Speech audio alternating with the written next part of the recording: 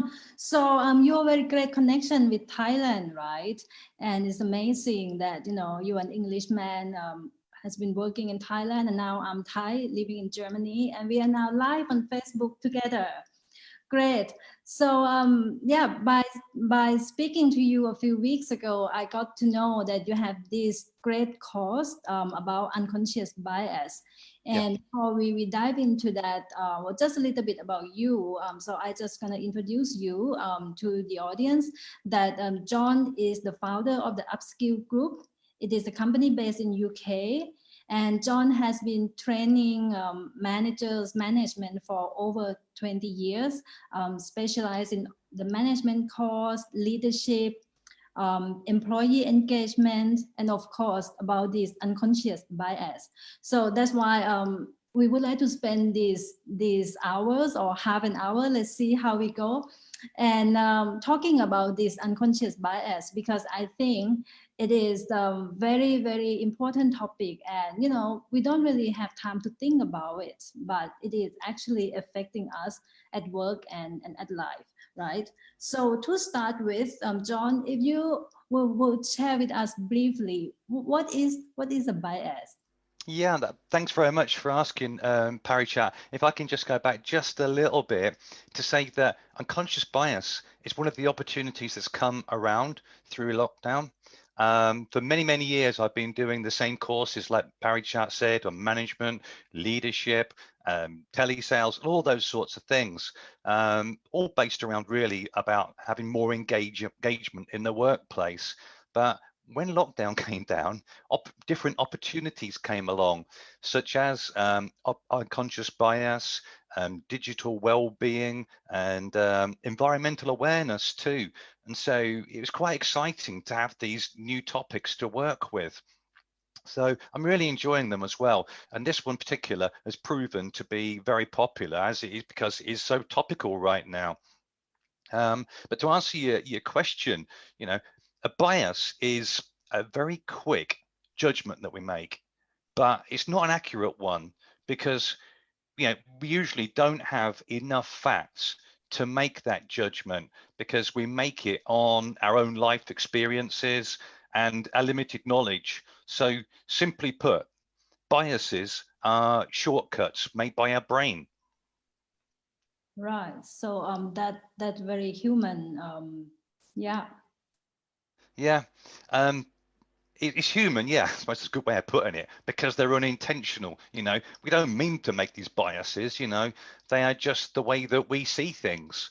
For example, if we think that people don't fit our expectations, we may not naturally get along with them, and we may not see the best in them, for example. So, you know, downsides of biases. Right, right. And what is different between, you know, the conscious and unconscious bias? What are the unconscious bias? I think that unconscious, obviously, we don't know that we're acting in this way, can I say? And I think we're going to come to that in a bit about how we can overcome this situation. Yeah. But if you know about a bias, then that's probably going to be something called a prejudice, can I say? And so, you know, the difference between a prejudice and, you know, unconscious bias is exactly that. The unconscious bias is unconscious, you know, we're not aware of it. You know, we're not aware that we're actually having that type of bias against someone. Right. Yeah. And that you know that's come to my mind is that it is actually very important, right, for us to interact and, you know, to work or even the normal daily life to be aware of it, right? Because that it affects the way we think, the way we decide, right? So it is really, I think it is very important. Would you able to give us some example when, you know, this unconscious bias is affecting our work? Yeah. Well, we tend to think about biases. Well, we often think about biases, can I say, you know, about the bigger topics such as gender, skin color, age, for example, those backed by legislation, some of them too, you know. But I think that there's something we need to be aware of, is that biases are absolutely everywhere. We all have them, you know. It's just innate within us, can I say. You know, and we can be biased, you know, against other things besides those big things, such as the way somebody's communicating towards us, you know, their behavioral style, you know, what they do in their free time, or, you know, what football team they support, for example. So, you know, there's hundreds of biases, can I say? Yeah, yeah. I got to know some bias, of course, you know, through this study and learning, and that's helped me especially to work. And very important is when recruiting people, right? Because Mm. it is also easy to fall into recruiting or having bias towards someone who like you, right? Who They, is like you? yeah, yeah. Who? Right, okay. What bias is that then, Parichat? Sorry. What bias is that one? What is that called? I don't know exact word. So it could be two things, right? So one is hello bias, you know, and then Oh, halo. Yeah, okay. also like an angel, so someone who seems very nice, and then you know you want to give that person a job, or someone who actually had the same way of communication like you, right? So if like Mm. I'm an extrovert, right? If I need to be careful not to easily judging or hiring people based on the way they communicate same way like I do, right? Like being an extrovert. So what is the word then? Those kind of things, those you know, you like people the same like you, yeah. Affinity bias. What again? Affinity. Affinity bias. Yeah. Okay. Yeah. Affinity. Okay. Affinity means like us.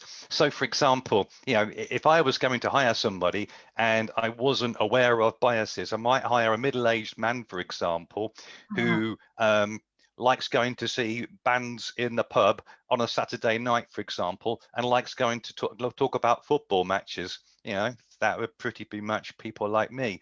And it's something that we just tend to do naturally, you know, because we find it easier to get along with people with similar interests, similar education, similar backgrounds, similar aspirations. Yeah, Yeah. affinity bias. Absolutely, absolutely, and I believe you say there are more than that, and so this is just some example. You know, if we would pay attention, right, we would be aware of it, like bias toward gender or races. You know, Yeah, you mentioned the halo one. Yeah. hello, yeah, yeah, Okay. Right. The halo one is balanced out by the horns. Okay. right, right, So halo, that is whereby you tend to think that people you like, everything they do is good. All right. yeah, yeah, And the horns is going to be, a tough one. well, Who the opposite, basically, isn't it? So whoever the poor person working for you, he or she is going to do nothing right, are they? Yeah. no, no. And then there is both pro and con, right? But I think it's got to be aware when you're working together, because it's not all the time that the person with halo will do the good thing all the time, right? No, that's right. No, but none of us are good all the time, are we? Right. And the poor guy with the horn, you know, maybe he says something wrong a few times, and then we have that stamp on him, That's or it. Yeah, he's got horns forever, that guy. poor guy, poor girl, probably. Okay, cool. Yeah, so yeah, there seems to be many bias, and Yeah, there's loads, Parichat, you know, we haven't spoken about, you know, contrast biases that, you know, where we contrast CVs, for example, when we're interviewing. Age, now I'm getting an old man, people have to be careful, you know. Ageism is a bias. Beauty bias. Yeah, yeah, we can be biased against fat people, thin people, whatever people, you know. Yeah, it's just each and every one of us has these biases. right. So, you know, if you can help us, you know, help the audience, help me, and whoever listen to us right Mm. now, to be aware, and you know, give us some tips how we can be aware about these unconscious biases. Yeah. Yeah, yeah, these are really important. But I'd like just, if I can just go back to that topic about, you know, about what happens in when we have biases at work, for example. So people might miss out on job interviews. They might miss out on promotions, training opportunities. You know, they might miss out on listening to ideas or get the praise they really deserve for their good work. So, you know, and that's going to result in them not feeling valued at work, low morale, low productivity. So, you know, there's a lot going on there. It can even make them feel frustrated or angry and really become disengaged at work. And so because, you know, sorry, you're going to say something. No. Oh, right. Okay. You know, I mean, especially now, because so many of us, you know, we are working from home, you know, we don't have that cut-off point of leaving work and going home. And so, you know, we're not going to be able to leave our feelings about our day's work at work. So that's probably easier going to carry on into time with our family and friends, you know, and all of us, we have that, oh dear, what's it called? Ripple impact. So, you know, if we're feeling pretty ground down and miserable, you know, we're going to have a job to hide that from our friends and our family and anybody around us, and it can have an impact on them. So there's a lot to be taken into consideration here. You know, a bad day at work can easily spill into a bad evening at home. Yeah, absolutely. And I think it's not just only affect the person, right? It affect as well the workplace, and it's affecting the organization, because you could have missed the talent, right? Exactly. Yeah. The best person may not get the job. But Yeah. yeah, talking about the tips and the things we can do. Um, Not easy is my first thoughts. All right, Okay. because they're hidden, we've got to try and discover them. All right, we've got to try and uncover them. And so one of the ways we can do this is to think about our day, think about our situations. You know, what's happened today, for example, if we did interviews, for example, you know, how did we judge that person? You know, on what basis did we hire them? So looking back and reflective is a very important skill to have. And it's also asking people to help you, probably having two people on the interview because you can't see the biases that you have. And so asking people to call you out and asking and getting them to allow you to call them out as well, and helping each other to avoid what I call accidental discrimination. Right. But yeah, there's but another way is to just get to know more about it. That can also help. And I've got a few slides to show, if it's okay. Yes, great. That would be Yeah, great. Yeah. yeah, okie dokie. It'll be Okay. great if I can share the screen properly, won't it? I think you can just click share. Yeah. Let's see how this goes. Yeah. Well, we don't want that one for a start. Oh, thank you for promoting. Ah, there we go. Oh no, it's a very nice page, I should have said, shouldn't I? It's just the wrong one for the wrong time. Ah, Parichat. So here Yeah. we have, right, a Yeah. page. It says how many triangles are there? Okay. Yeah. Many. How many can you see? I see. Okay, 1, 2, and then 3, 4, 5, 6, 7, 8. I see 8. 8. It could It's be. really Yeah. interesting. A few people say 5, right? A few people say 11, and many people say 8. So at least you're in the very popular group, Parichat. Oh, Yeah. good. So I fall into popular bias or not? Well, yes, that's a bias I guess you could have. Yeah. That actually there are absolutely no triangles here. All Oh, right. None. none. Oh no, you trick us. Yeah. Oh, There we go. There's one. There's another. Yeah. So what's happening? Whoa. So what's happening there, Parichat? yeah. What is it? Uh, well, whenever we don't have all the information that we need, we make assumptions. Mm, Yeah. We fill the missing bits. All right. And so we're assuming that there are triangles there when there really are not any triangles there. Yeah. It's just down to the triangles are actually in our imagination. yeah, many. Yeah. So it's just an example about how we jump to conclusions without having all the facts. Absolutely. Wow, it's Yeah. amazing. Let me show you another one. Yeah. Okay, what's going on here? What do you see, Parichat? Well, I see a color, blue, light blue, and Huh? then I see different colors. Different colors. Yeah, and I see the shape and Okay, even moving actually. And the yeah, shapes are moving. yeah. Wow, wow. You didn't have a whiskey before coming on, did you? No, no, no, No? not Oh, okay. yet, even though it's Friday. But Parichat, is it just only me or there's you setting up something? there's nothing going on here except a pattern. All right. That's all there is. Those moving wheels are not moving, you know, it's simply an optical illusion that those moving wheels create. They create a pattern. So what this tells us is that our rational mind doesn't seem to have any control over our senses. Okay. Yeah. So it's a bit scary, isn't it? Yeah, yeah, yeah, yeah, yeah. Oh, and talking about senses, actually, I think I'm going to show you one more. If that's okay. Yeah. Yeah. Here we go. Ah, there you go. So why do our senses trick us? Any ideas? Well, because it can be emotional, it's very subjective. Yeah, you do make a good point there, actually, because we can biases affect us the most, you know, when we can feel stressed or emotional or tired. So thanks for bringing that up, Parichat. What Yeah. happens is we're taking in loads and loads of information via our senses. Our senses being what we see, you know, our skin, touch, taste, smell, all those different sorts, and some 11 million bits a second go into our brain. Oh. Right, tons of it, and I think it's about it's about 10 million come through our eyes, through our sight. So we've got lots coming in,